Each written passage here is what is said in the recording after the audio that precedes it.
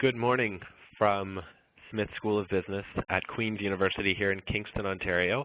My name is Neil Bierce, and I'll be serving as the moderator for today's event entitled A Global Check-In State of Financial Markets.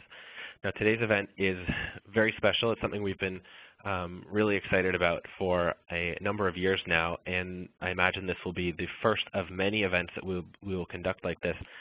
Really taking advantage of the global network that we have here at Smith School of Business to check in with alumni and friends around the world to see how things are in their neck of the woods. So today we are joined by Dr. Wei Wang, who is joining us from Hong Kong, Jerry Delmessier joining us from London in the United Kingdom, and we are waiting for Ted Goldthorpe to log in, but I've been informed that he'll be logging in any moment now. So we'll have and he's in New York City, and we'll have a really great check-in with all of our panelists today.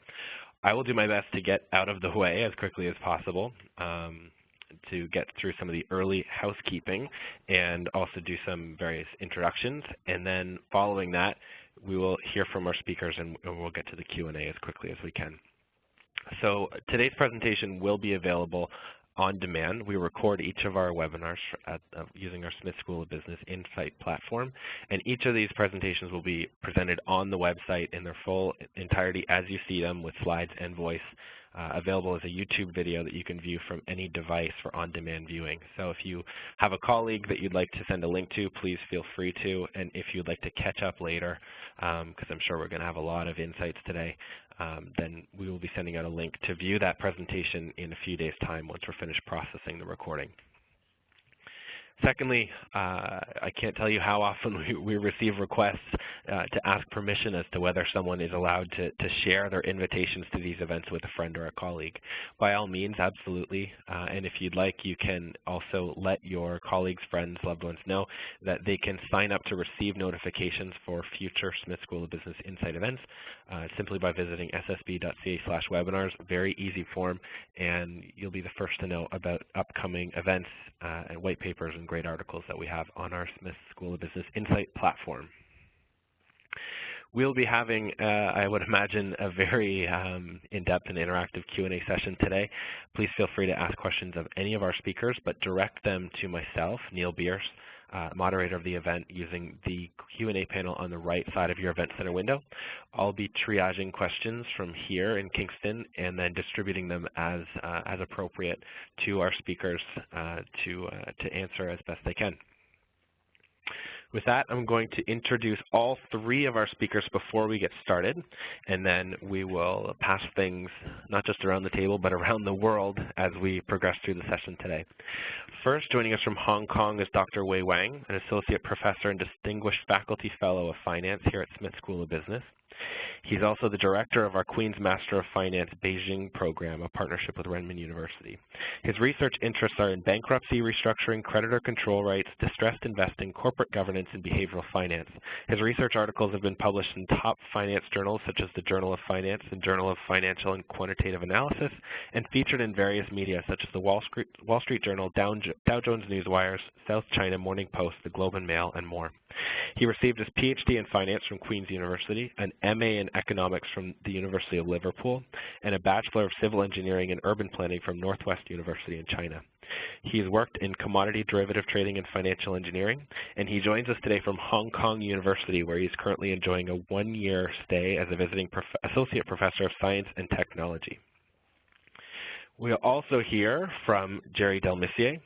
He's the founder and executive chairman of Copper Street Capital.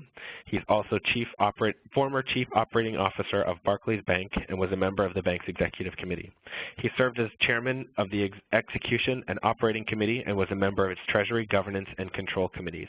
Prior to Barclays, Mr. Delmessier was at Bankers Trust in London as senior managing director of derivatives products, responsible for the European business.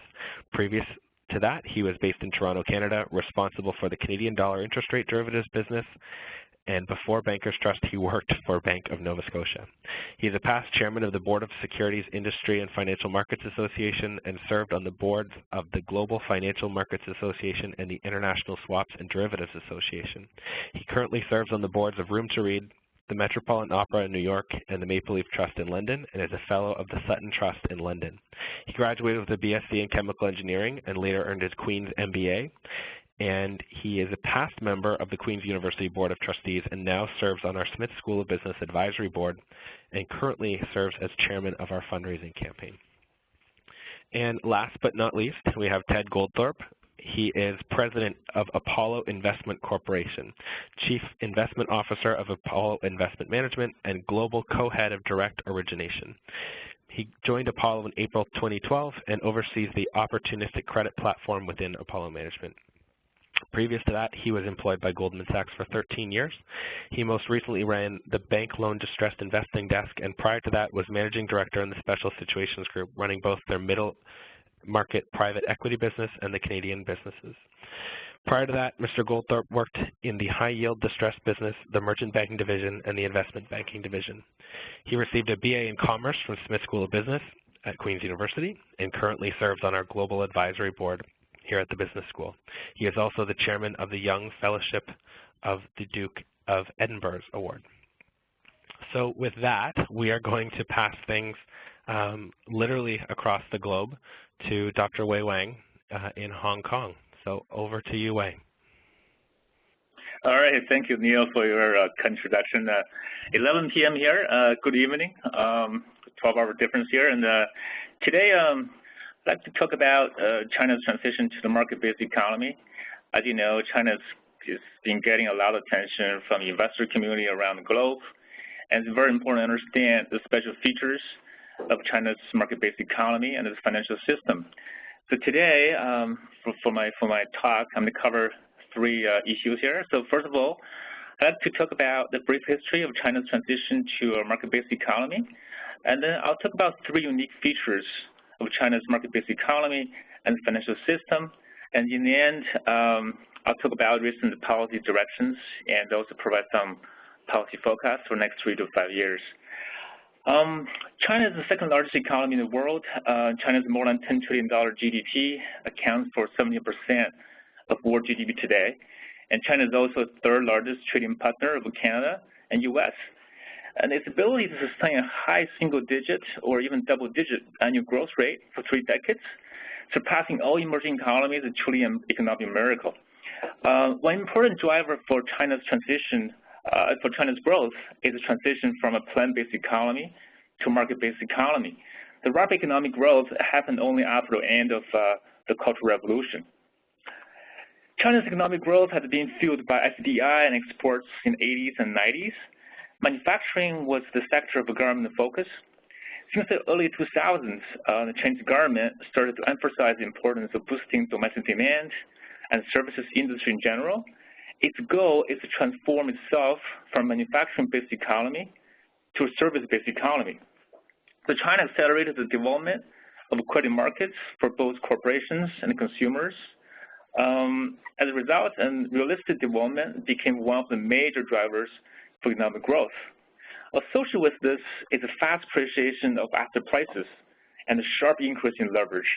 So as of today, if you know, China's total debt load, including debt by government, banks, corporations, households, and so on, accounts for somewhere between 250 and 300% of GDP.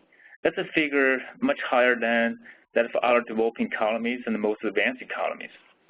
So I think China's market-based economy is still much in its transition, but there are three particular features that make China's market-based economy special compared to other countries. The first one I'd like to talk about is government direct intervention into credit and capital markets. I think in general there are two types of interventions here. One is explicit, the other is implicit. If you follow China's financial markets closely, you'll notice some of the direct interventions in the past year. For example, government directly injected money into equity markets through its wholly owned financial entities in the May 2000, like last summer, and again earlier this year. So as of last summer, the market was falling, and as it was falling more than 30%, it would trigger some risk of systemic risks, and the government stepped in to inject the money, but the market just kept falling. So in order to stop the free fall of equity markets, The Chinese government even sent police staff to the China Securities Regulatory Commission, which is SEC of China, the last summer. And after that, yes, the market stopped crashing, so it did really work. I think this is an intervention to the dream. Not like any Western country you would see sending FBIs to the SEC to stop market from falling. So I think this intervention like this are well perceived by global investors. But the other type of intervention, the implicit type, which is so-called the window guidance, is hard to observe. The central government often sends direct orders to government agencies, such as China Securities Regulatory Commission, China Banking Regulatory Commission, and so on, and then pass on to financial entities and the corporations. A lot of these direct interventions are very hard to trace. I got to tell you, they can be placed directly through phone calls coming from a senior official of the Communist Party, but this kind of guidance can even reach Hong Kong market, which is the largest offshore financing market for Chinese companies. So this is the first special feature, is government intervention, direct intervention, the hard intervention. That's very special about the Chinese market-based economy. The second is government implicit guarantee for state-owned enterprises, which are known as SOEs. So there are over 150,000 around that SOEs with $16 trillion assets under management. They account for 38% of China's industrial assets and 17% urban employment. These SOEs are in presence in almost every industry. They are in a superb position over private companies or other type of firms in securing government cheap credit, direct subsidies, and other policy support. So for example, China's big four state-owned banks and make borrowing easy for SOEs. In fact, China's fast growth in debt in the recent decades can be partly attributed to this excessive borrowing of SOEs. Well, this creates a major problem. The evidence that the NPLs, which are non-performing loans, is growing at accelerated rate. So China claims that its NPLs are around 5% of banks' balance sheet at the moment, but some analysts suggest a stunning rate of 20%. So there are many zombie companies, like zombie companies that are now allowed to fail because China's desire to preserve employment and social stability. So when SOE becomes distressed and unable to repay its loan, what will happen is, rather than letting it fail or restructure, the government, state banks would pull them into a special category until they figure out a way to guide them to structure. So there has been some positive development since last year. The government started to allow large companies to default. The number of defaults and the bankruptcies has risen as a result. So for example, number of defaults in the first 2 months of this year alone is already more than the total from last year. The Western media and investors perceive this as a negative signal on China's economic growth, but to me, I think this is an important step to developing a deep market-based economy. These government implicit guarantees will not stop overnight, but China is really transitioning itself from providing government guarantees to a market-based credit solution. So that's pretty much the second feature. It's about implicit guarantee for the SOEs. The third special feature is the fast growth of the shadow banking system. The shadow banking system expanded explosively in the last 10 years in China. Its fast growth can be attributed to two factors. Number one, some firms behave as a de facto financial intermediaries due to their low funding cost and no regulatory constraints. Number two, households' limited investment opportunity set and their desire for high returns. So first, the strong regulation on interest rates and credit quota in the Chinese banking system motivates development of balance sheet activities. The shadow banking systems activities are prevalent across Chinese firms, especially in SOEs. So these large state-owned enterprises are important players as they have better access to financial markets and bank credit. So for example, these firms borrow cheaply from state-owned banks and then lend to other financially constrained firms at higher rates. In other words, they borrow in order to lend. This business generates considerable income for these corporations. For example, about 1/4 of the profits of this large shipbuilding company, and I don't want to name it, in 2011 came from the lending business alone. So this is kind of scary too. Secondly, the development is partly due to the tension between the shortage of financial instruments and the increasing demand of households for investment. Chinese households are willing to devote their savings to the shadow banking sector for high returns. Small, medium enterprises are starved for funding but can now obtain bank financing directly. The shadow banking system acts as an important credit provider for these firms. So all these features, government intervention, implicit guarantee, shadow banking system, they really define the uniqueness of China's market-based economy. Their involvement in the near future is definitely worth following. So next, I think I'm going to talk about the recent policy directions from the Chinese government, and maybe they can provide some policy forecast for the next 3 to 5 years. So I think Western investors and media pay close attention to China's GDP growth and they worry about China's short-term economic slowdown and a possible hard landing. Some believe that there may be an Armageddon or something like that, and China will experience a Great Depression that occurred in the U.S. from 1929 to 1939. But I think the risk of China could have been accelerated. Yes, I personally doubt we'll see high single-digit GDP growth of China in the next few years, but China will sustain a growth rate close to its targets as it promotes political credibility and social stability. So it's conducting some structural changes to its economy. So this is very important, and it has to be done before government runs out of options or before it's too late. So on the policy side for the near future, I would like to focus on 2 key issues here. So one is over-leveraging of the economy at the moment. There is RMB exchange rate. RMB is local currency, the currency of China. So first, I think the Chinese government recognizes the risk of leveraging and importance of deleveraging both financial institutions and the corporations to avoid systemic risks. China will start to implement structural changes on the supply side, such as reducing inventory, cutting down production overcapacity, and so on and so on. A new policy implication coming from the central government is let these zombie companies, especially ISOEs, restructure. Of course, the key issue here is that the government needs to carefully consider how to allocate or relocate employees from the failed enterprises, because this could create social stability concern, and that's really the big concern of the government too.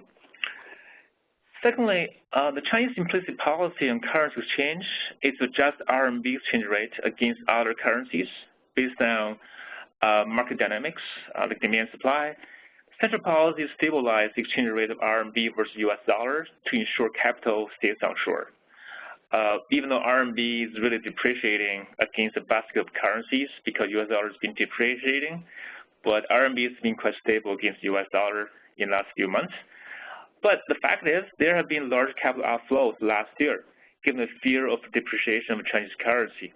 Some estimate that outflow to be over $600 billion, and it pops the fear that the investors are pulling capital out of China. I think unless there is a large depreciation of US dollar against other major currencies, and China experiences a hard landing, which I really doubt for the near future.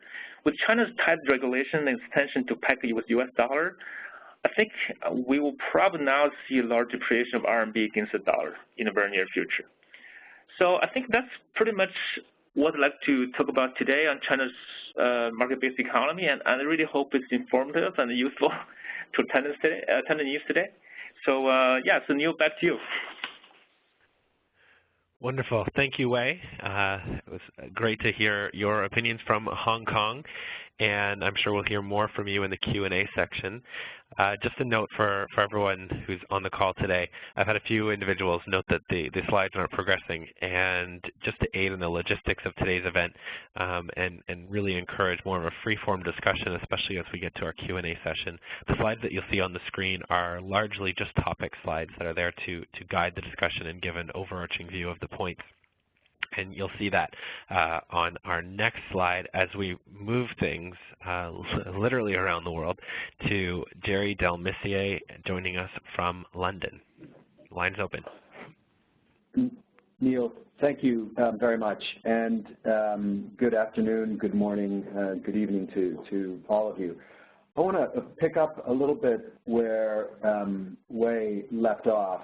I'm going to come at the financial markets to a certain extent through the lens of the financial services industry, which is at the nexus of a number of key factors that are really out there impacting both the macroeconomy as well as markets. And starting with the macro factors, we clearly have just heard about the issues in China that have been at or around the main focus of concern for the last couple of years. And clearly here in Europe, we have a number of macro and political issues. Brexit right now is the highest or the event that seems to be getting the most focus, although that is now starting to fade a little bit as polls seem to indicate that there is a sustainable lead for the Vote Remain camp. But that really is just one slice of the complex European macro environment with a number of political events happening in June around the same time as Brexit. You have local elections in Italy. You have elections in Spain, all of which will have a significant impact on market sentiment leading up to those events. We also are having to deal with a very sclerotic period of economic growth globally, but it's certainly very acute here in Europe the last 5 or 6 years, and the consequent policy response,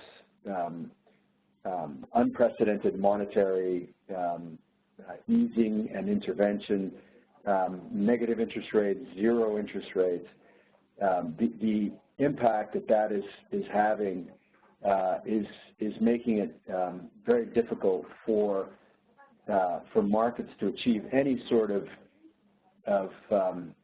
sustainable price action, and we end up with a situation where excess liquidity will drive financial markets and risky assets significantly higher, only to be punctuated by severe and short periods of volatility. And all in all, it makes it very difficult to really achieve any kind of equilibrium or some sense of valuation, and leaves one feeling a little bit uncomfortable about the future. Now, I've put up a slide on the regulatory landscape because hand in hand with the macro factors that are out there, one really needs to take a look at all the changes that have been taking place post-crisis in 2009 to really get a sense of just the layers of complexity that companies and especially financial institutions are dealing with. Now, I've chosen to look at it from the lens or through the lens of the financial services industry, because in many ways this is really at the nexus of everything that's taking place.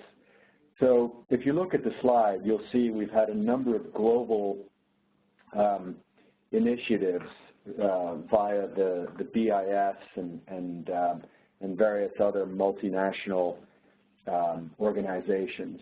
And then separately, we've had a whole stream of regulatory changes in the U.S., within the EU, and then some very specific UK initiatives that have all, and it's important to note, they've all been driven by very local concerns in each of those areas. And what's, I think the important thing to take away here is, well, several, I suppose. First of all, we're now 6 years into this regulatory reform.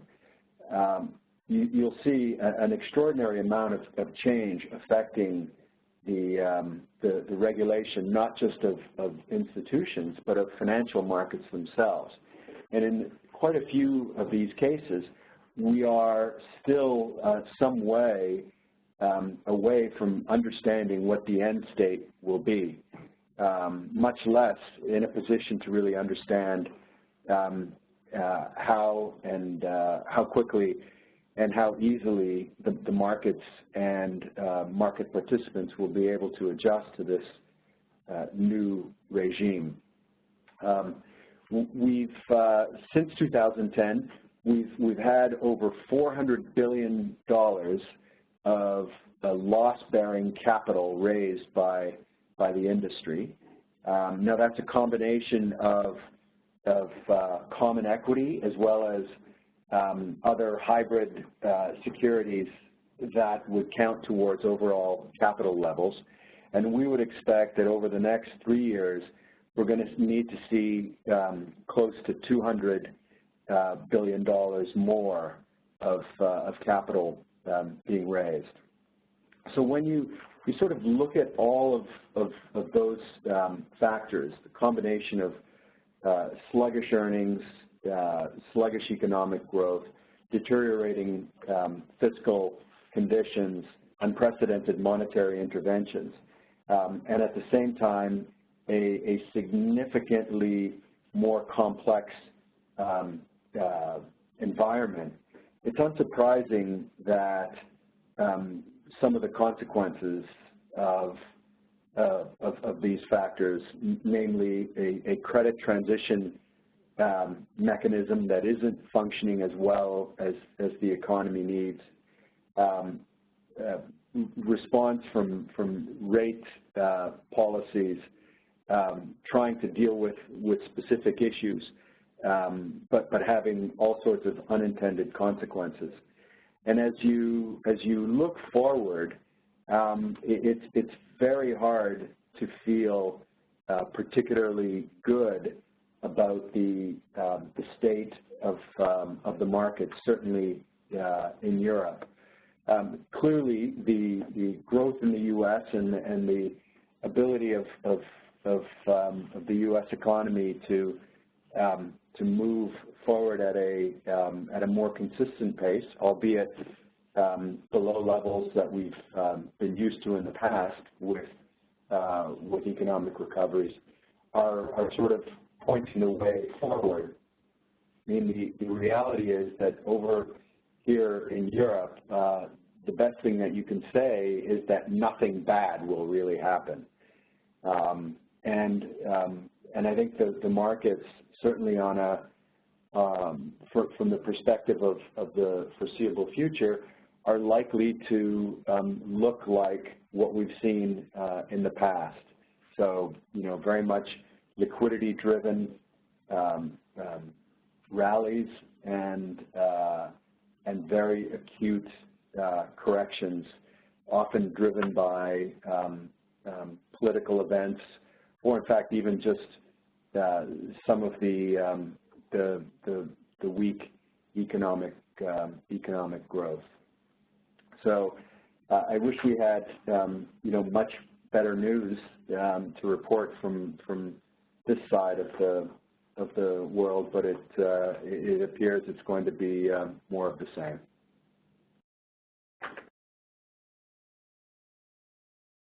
All right, Jerry, thank you for those uplifting words in closing. With that, we're going to move shortly to our final presenter today, Mr. Ted Goldthorpe, joining us from New York City.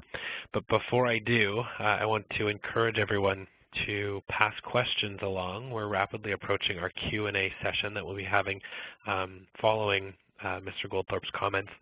So please feel free to start sending any questions that you have my way. simply use the right-hand side of your Event Center window. Either use the chat window or the Q&A module. And again, I'll do my best to distribute those to our speakers as appropriate. So with that, we are going to move quickly to New York City. Good morning, Ted. Your line is now open. Good morning, good afternoon, and good evening.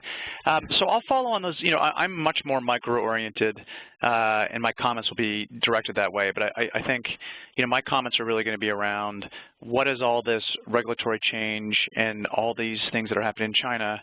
What is the practical implication on, markets and some of the things we're seeing just generically, across the globe. So, we get asked a lot of, the investors, every investor in the world right now is wondering, what to do. Equities don't seem that cheap, and one of the big questions we always get is how does one generate yield in a zero interest rate world? So just put some numbers around it. Obviously, Fed bank balance sheets are very, very elevated. The Bank of Japan has grown their balance sheet by 271%. The Fed's balance sheet is 4 times the size it was 10 years ago. The ECB's balance sheet is up 100%, and the Chinese central bank balance sheet's up by has doubled in the last 10 years. And what is the implications of that? The implications of that is there's only $2.8 trillion of debt in the world that yield above 2%, and there is over $7 trillion that yields less than 0, and over $9 trillion that yields between 0 and 1. So what does that all mean? The practical implication is, for pension plans and for other sovereign wealth funds around the world that have a required rate of return that is, far in excess of those numbers, how do you generate yield in this environment? So Jerry referred to it. I think there's a general sense that, post-Dodd-Frank in the U.S., regulatory change was kind of ran its course, but Jerry can't be, more accurate in his comments, which is, with every passing week and month, there's, a new regulation getting implemented. So obviously, Basel II was the first one, but Basel III is about to be implemented. We've gone through the Volcker Rule, we've gone through stress testing, we've gone through Solvency II, we've gone through all these different areas, and now we're having to deal with risk retention on CLO and ABS products. And so I think Jerry summed it up very well, which is this is not only having implications on the large banks. I think a lot of people feel it's just having impacts on global financial institutions. It's having impacts on asset managers. Hedge funds are being more heavily regulated. So regulation is not just in the regulated part of the market. All parts of the financial markets today are being affected by this regulatory change. You obviously have read a lot about, the deleveraging of the system. If you look at the ROEs of the big banks, in 2006, Citi and B of A / Merrill Lynch were earning 18% ROEs. Today they earn 6% ROEs. Goldman Sachs had a 32% ROE that they now earn 6%. A lot of it's deleveraging, and a lot of it is, reduction in illiquid risk.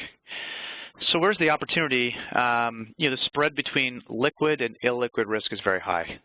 There's just so much illiquid assets that are unrated that have come off the big banks' balance sheets, and the financial, the non-regulated institutions just aren't set up to take that much illiquid risk. If it's unrated, if something's illiquid, the scale and the hundreds and hundreds of billions of dollars that have come off these banks' balance sheets, there just hasn't been a great, natural home for this. And just, to give you some numbers and some examples, GE Capital announced $200 billion of asset sales across their middle market businesses. The GE is the 800-pound gorilla in the middle market. The entire business development company space in the U.S., which is typically the biggest competitor to GE, is only $60 billion. So GE's asset sales are 3 times the size of the entire industry that, those assets generally competed against. And there's a lot of other examples of this. So what it's doing is it's creating really wide spreads between liquid rated products and illiquid complex products. So, when we see this all over our business, aircraft finance, you see it in infrastructure around the world, you see it in a lot of different places. I think the second big takeaway from all of this, all the things that both of our speakers have talked about is, there's a lot of investors out there that are wired to be micro investors, picking companies, picking cheap assets, and you've seen, all the headlines recently Unfortunately, micro investors now have to be, have a view on macro, which, is a very, very different skill set and different wiring. So, moves in the dollar are having huge impacts on individual companies, multinational companies, and anybody who has any kind of commodity risk. Interest rate changes, currencies, having a view on China and what's happening in China. All of these things are factored into valuations and changes in valuations. And, a lot of people around the world who are, very, very savvy investors are having to adjust to this, switch out of micro and overlay their portfolio with a macro view. The next thing I'd say is, again, on China, China has such a large impact on so many different parts of the market. So we're in a benign default environment around the world, but if you actually look at the numbers, they're pretty interesting. Spreads have widened out as wide, in January and February, as wide as they've been in a very long time. If you look at the volume of fallen angels, which is a good, a good barometer of, companies getting downgraded and everything else, the volume today has reached, usually the fallen angel volume, which is just names of that have been downgraded from investment grade down to high yield. I use U.S. numbers.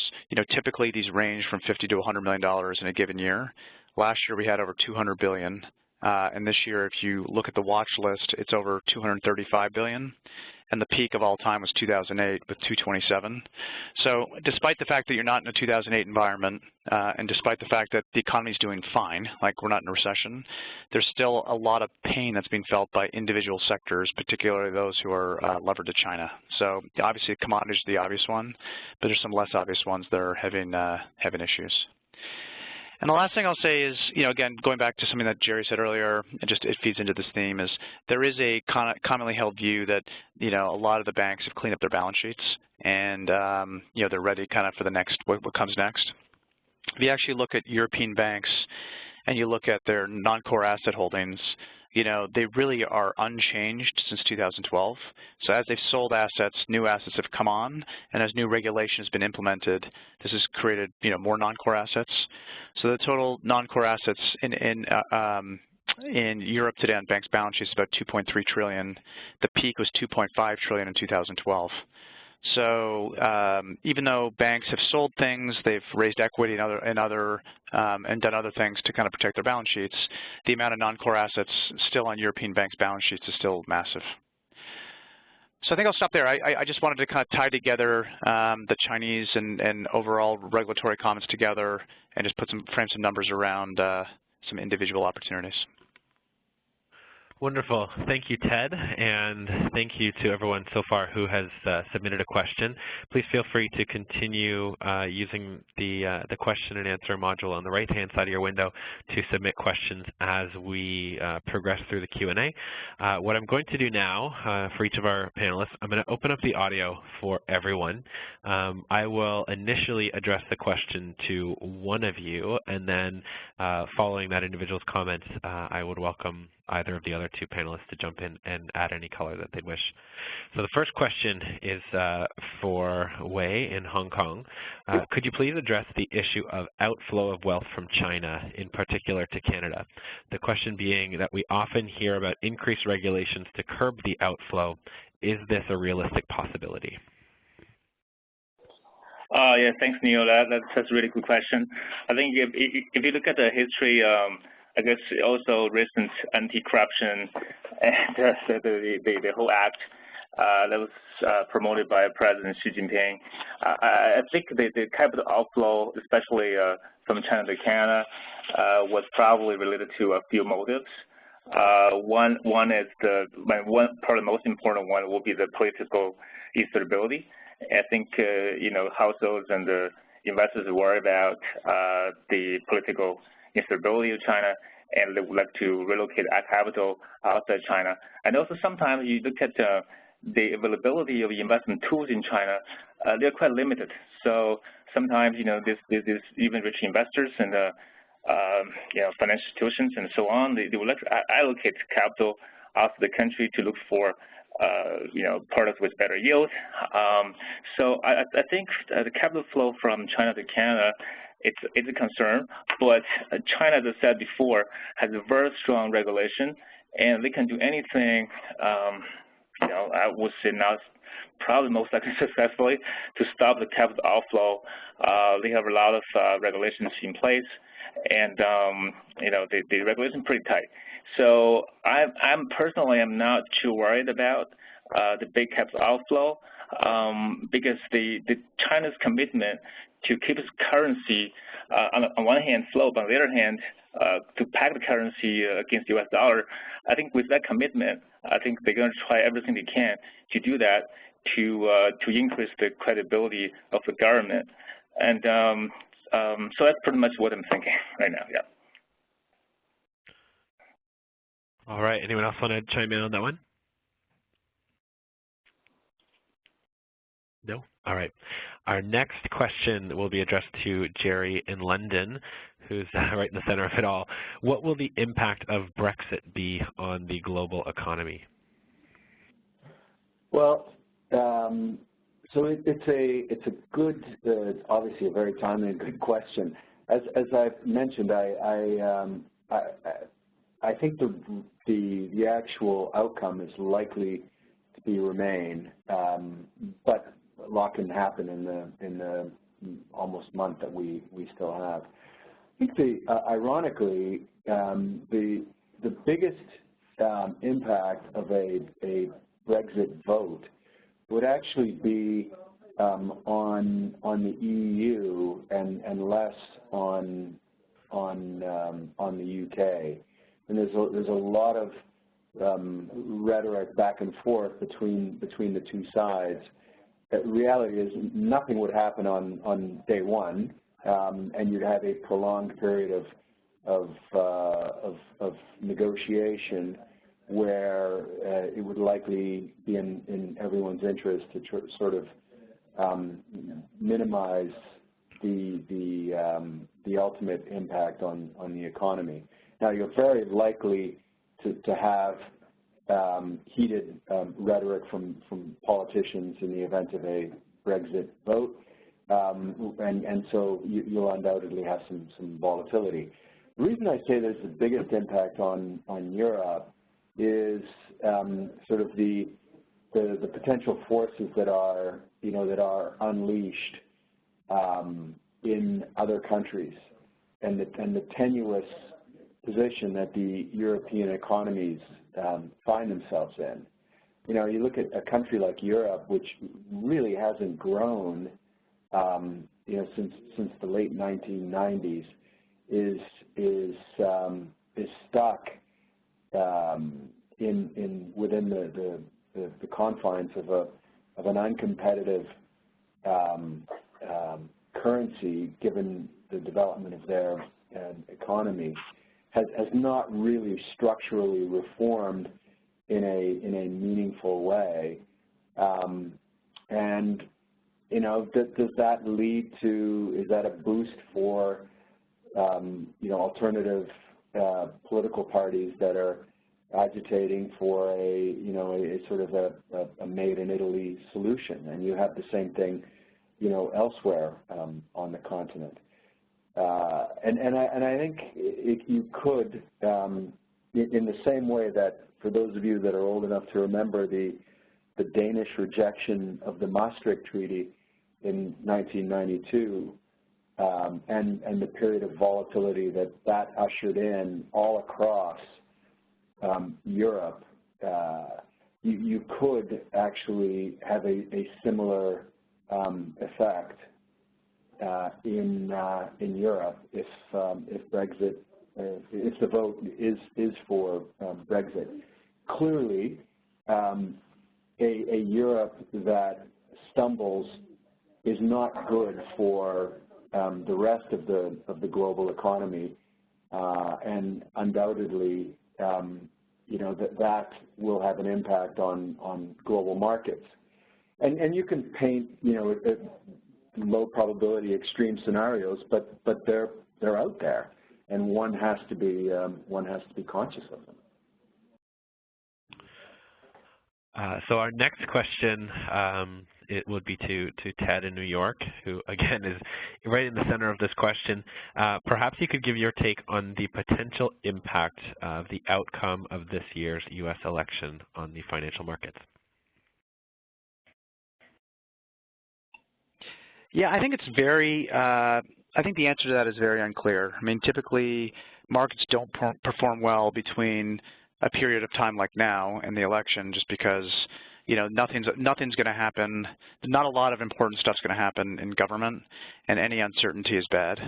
And so, you know, right now we're going to be in a period of time for 4 or 5 months with a lot of uncertainty about the outcome of the election. Post-election is much harder to call. It depends on obviously who wins, but typically markets perform better than people think just because the uncertainty is off the table. So, you know, people may be cheering for one or the other, but the second best answer is to have certainty versus the uncertainty we have now. And so despite all the rhetoric and everything else, I think there's much, much bigger factors in play that are going to affect the markets a lot more than the U.S. election. All right, our next question, back to Jerry. What events do you believe need to occur in the next 3 to 5 years to jolt Europe out of the more of the same that you spoke of? So, you know, there is the fundamental problem is that you have a demographics that are not helping, in the sense that you have an aging and you look across continental Europe, declining populations. You have uncompetitive economies. When you sort of look across the sum total of the legal systems, regulatory, labor laws, you know, a whole host of those issues. I mean, people forget, you know, that pre-2010, and I use 2010 as really the starting point of this phase of the EU's problems. I mean, the previous 5 to 10 years, I mean, you were lucky if pan-European growth, you know, got anywhere close to 2%. So this has been a slow growth sector for some time. The fiscal constraints and the fiscal challenges of operating very large welfare states are just catching up, you know, with the economic reality. And I think there will be an existential crisis for the euro as we know it. It's just hard to see how you will end up in a situation where the status quo is preserved and the economies sort of, you know, miraculously work their way out of this. I mean, keep in mind, we've had 6 years since the Greece debt crisis kicked us off, and in that time, the only policy responses have been the so-called easy ones to take. You know, lowering rates, you know, bailing out governments, having the central bank provide unlimited liquidity to the banking system, and now going to the stage of actual quantitative easing. So it's taken 6 years to do the easy stuff. In that time, there's been very little reform of labor laws. There have been very few reforms fiscally to sort of aid in the competitiveness. And you still have a currency that works for a couple of countries and doesn't work for others. So you either have to go all in on a political union, which hasn't really been sold to the people, or you have to recut the currency zone in a way that enables the low growth, highly indebted, uncompetitive nations to achieve some economic growth. And I think there's a chance that plays itself out even quicker than 3 to 5 years, but certainly over a 3 to 5 year horizon, it's hard to see that we will get away without having to confront that very existential question. All right, our next question is for Wei in Hong Kong. What role is the influence of emerging markets, such as the Eurasian market, playing in shaping the state of the global financial market? I think that's a very important question, probably the million-dollar question too. I think I'm going to briefly give my opinion to see whether Ted and Jerry would like to add. I think emerging economies are playing a very important role in the world economy, and not just as a consumer, but also as producers. And also the uncertainty coming from emerging market is really affecting, the flows of the capital and et cetera. So, to my opinion, take China as probably what we call the largest emerging economy, even though it's becoming the second largest economy in the world. But the per capita GDP still, in regard as the biggest emerging economy. I think as China as a large emerging economy plus with other BRIC countries, they're consuming a large portion of the consumer products, and they are the major production centers of the world. So I personally believe the emerging economies are, with their growth, eventually they will now be traditional emerging economies, as we say. And so these first-tier emerging economies, I think such as China and so on, eventually they're going to match up with developed economies, and we get next-tier emerging economies coming up as Vietnam and, think about Thailand and Philippines and so on and so on. So I personally think that they do play a big role, but both in terms of the, as I said before, as a production or consumers, and also with the wealth created in these countries, you will see also capital flow as well from these countries to developed countries. For example, you look at the cross-border M&As. In the past, I think people only focused on the Western firms buying the emerging targets. But in the last few years, you noticed there's a large number of firms from emerging economies buying targets in developed countries. So I think you will see more and more of this happening as developing countries, emerging economies create more wealth, and they're going to play their wealth strategically. All right. Does anybody else want to jump in on that one? All right, no takers. Our next question, we'll jump to Ted in New York. Question relating to the weak Canadian dollar. Does it make sense to invest in relatively expensive U.S. shares when the Canadian dollar is so weak? This is from an individual who intends to hold personal investments for at least 5 years. That might be a better question for Jerry or Wei, actually, because it's macro related. I mean, listen, this is what I was talking about earlier in my prepared remarks, which is, we invest money in good companies at good valuations, and to overlay the currency is hard, and so typically we'll hedge the currency. So I know it's a cop-out answer, but the Canadian currency should be correlated to a number of different things, which are all macro-related. Oil prices, obviously rates, what the U.S. decides to do with rates. So we typically aren't, me personally, and guys like me aren't good at forecasting those kind of things. So we would typically just invest in good companies at good valuations and try and hedge out some of the currency risk. All right, Jerry, do you want to provide some comment there?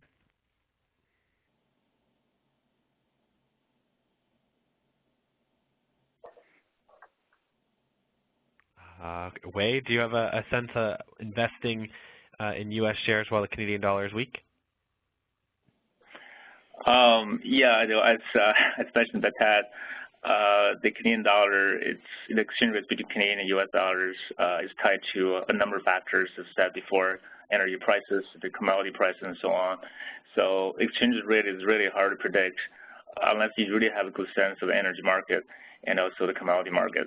So yeah, I think that's pretty much what this is. All right.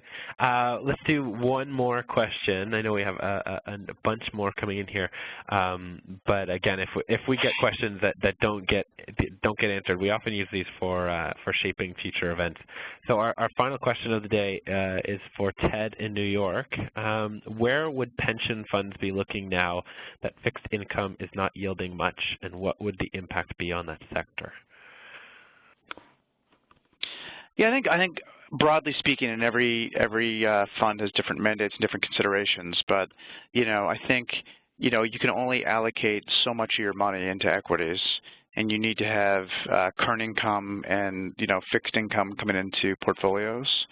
And if you look at where investment grade's yielding today, or where sovereigns are yielding today, it doesn't meet the current yielding requirements or total yield requirements. So you're seeing people do two different things. One is people are increasing their duration, which has pros and cons. If you just do the math, there's a lot of pros and cons to doing that. But more importantly, I think most pension funds now are less post-financial crisis. There's a real reticence for people to lock up their capital.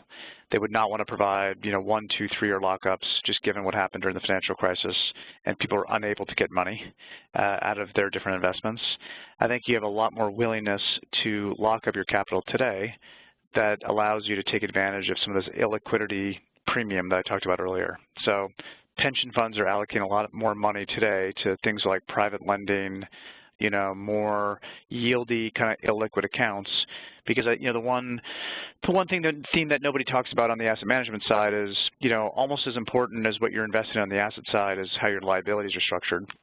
It's like banking 101, but obviously during the crisis, a lot of hedge funds and other financial providers were doing illiquid things on the asset side, but had liabilities that could be called in 30 days. And I think, no one wants to do that today. And so pension funds, to get to the required rate of returns, are showing more willingness to lock up their capital in exchange for higher return thresholds. All right, and we do have time for one more question, and one just came in for Jerry over in London. Disruptive industries are increasingly popular, especially in finance. We've seen significant growth in fintech. Regulation seems to be a persistent concern. How do you view the regulatory landscape changing or adapting to this demand?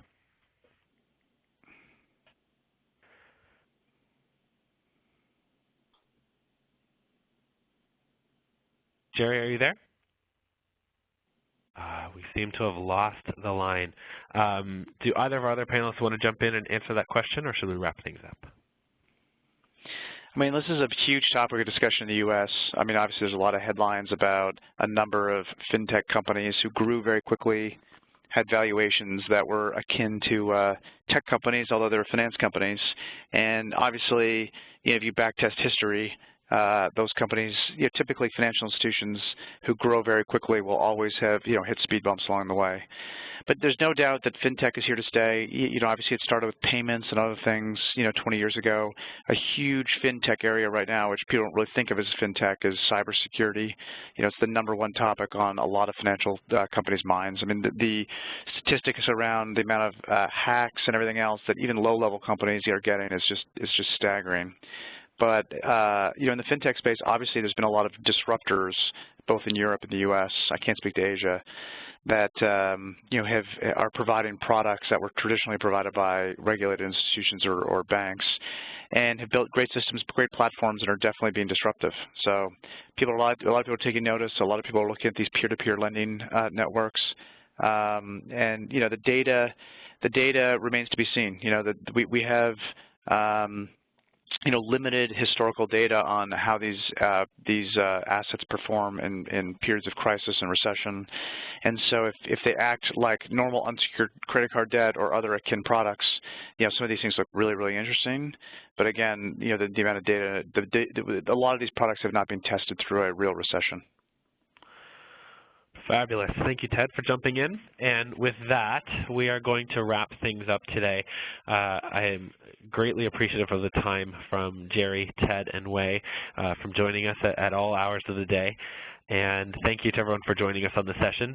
This is, as I mentioned, the first of several events that we want to conduct leveraging our global Smith School of Business network. And if you have a moment and you have an idea, please just use the chat window or the Q&A session. Suggest a future topic that you would like to hear individuals from around the world or simply individuals from one area of our network to jump in and discuss. So today we talked about financial markets. What would you like to hear us talk about next? As a reminder, visit ssb.ca/webinars, and you can register, or individuals that you know can register to receive invitations to future events just like this one, as well as articles and white papers. And this recording will be posted exactly as you've seen it today within several days, so by the end of the week on our Smith School of Business Insight platform. With that, from Kingston, Ontario, we'll close today's session. Have a wonderful afternoon, evening, or morning, whatever it is for you, and we will hear again, we'll be presenting again to you soon. Thank you.